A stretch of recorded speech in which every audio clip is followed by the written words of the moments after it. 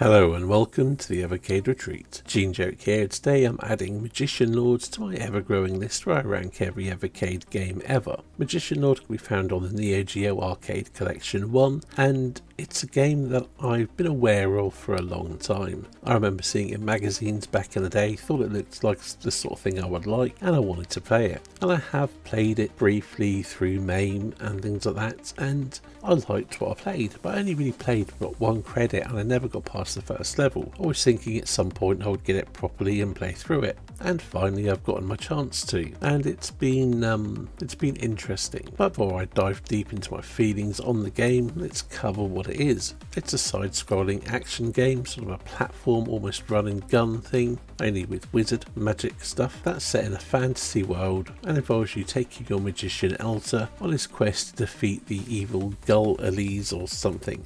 Magic bad guy, gotta take him down, blah blah blah. You collect orbs which allow you to transform into other forms, like a ninja or a waterman. Weird, I mean it's a lame name, but yeah, it allows you to throw water around, which is really pathetic. But there's a dragon which is cool, and a samurai, and some like superhero looking dude. Yeah, the transforming mechanics are actually quite interesting. Well, I mean, maybe not interesting, but you add a bit of flavour to it, which is handy because Elsa's base moveset is fairly basic and the movement a little bit stiff and clunky. It's sort of like Ghouls and Ghosts with the handling of Castlevania. Now don't get me wrong, I'm not knocking the Castlevania games, but there's no getting away from the fact that the Belmont clan are not the most agile, smooth and fluid controlling characters. But the games work because the levels and everything are designed around the abilities you have. However, in Magician Lord, that isn't really the case, but I'm going to come back to that later. Let's start off with things I like about this game. The graphics,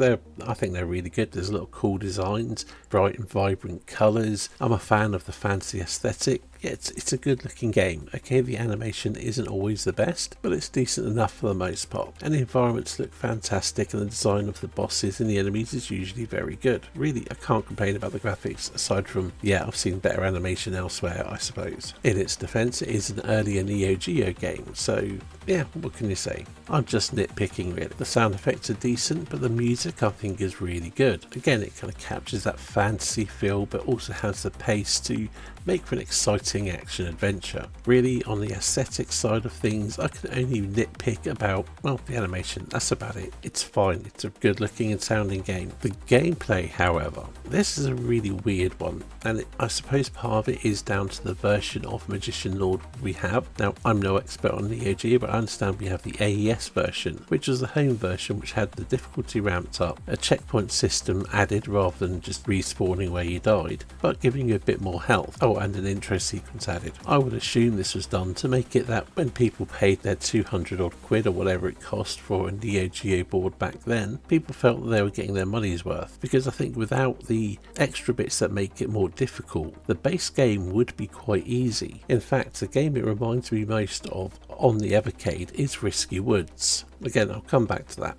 Aside from the obvious fact, it's a fancy type thing where you control a character who has ranged attacks. But the reason I say the game would be easy is the majority of the enemy placement, well, it's fairly predictable and learnable. The bosses aren't particularly challenging. I actually managed to beat most of them first or second try, unless I got to them with no health and the wrong form chosen, or basically being the basic Elder form. But even then, a lot of the time I could give a fairly good run against them. What completely buggers up the difficulty, and again this could be down to the difficulty it's set to on the Evercade version, because we don't have any form of controls over that. Maybe that'll be added further down the line. But as it stands, the majority of the enemy placement is fine. But there are a bunch of flying enemies which spawn fairly frequently and randomly, which fire bullets at you, and they can really bugger things up. Which brings me back to the controls, these slightly stiff controls which are more like Castlevania's than say Ghouls and Ghosts sort of fluid movement. You can pace yourself and move accordingly for those enemies. They don't present too much of a difficulty, hence why I said it would be a fairly easy game. But these flying things and their bullet spawns often require you to react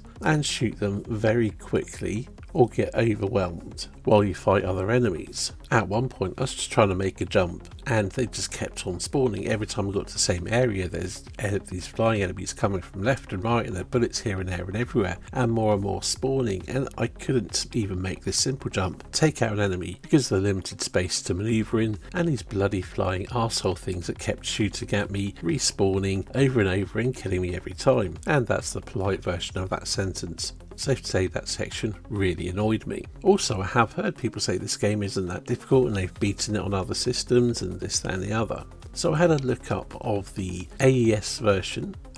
This is on the Nintendo Life site, and I watched their video, and there seemed to be far fewer of the flying arsehole things firing bullets at you, which makes me think that it's down to the difficulty it's set to, but I can't say for sure, and maybe it is just a skill issue on my part. But I have beaten various versions of Ghouls and Ghosts. I don't mind a challenge, but this game has really irritated me. And I'm not alone in this, I have seen others echo this sentiment.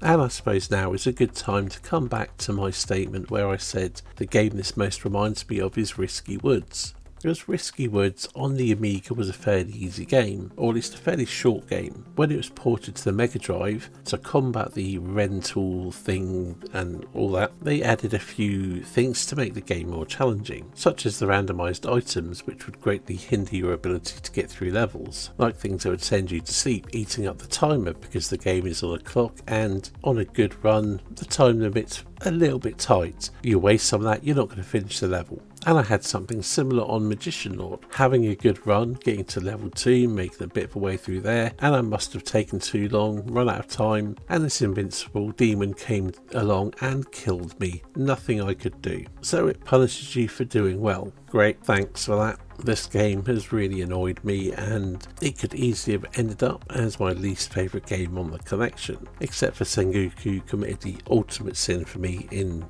boring me, and this game definitely doesn't bore me, it just infuriates me. But I kept on persevering and pushing through it to finish the game, although I had to abuse save states a reasonable amount to do it. I certainly don't see myself once seeing this one. I'm pretty sure that's impossible, again because of the time limit thing. At least I think that's what it is. I'm not sure, but I got through level 1 with no issue, and I was near the end of level 2, and it happened a number of times, and it was only after it kills me and I restarted that I could get through the level without it appearing. So I am really hoping that at some point Blaze are able to add some sort of difficulty or control in the BIOS or whatever it is you have to do to alter the controls. I mean, I know it's not dip switches on the Neo Geo games and requires them to implement it differently in some shape or form, but I don't understand or know the differences. But I hope they manage to do it, because as it is, the game is too frustrating to be enjoyable in my opinion, because the difficulty feels cheap and asshole-ish.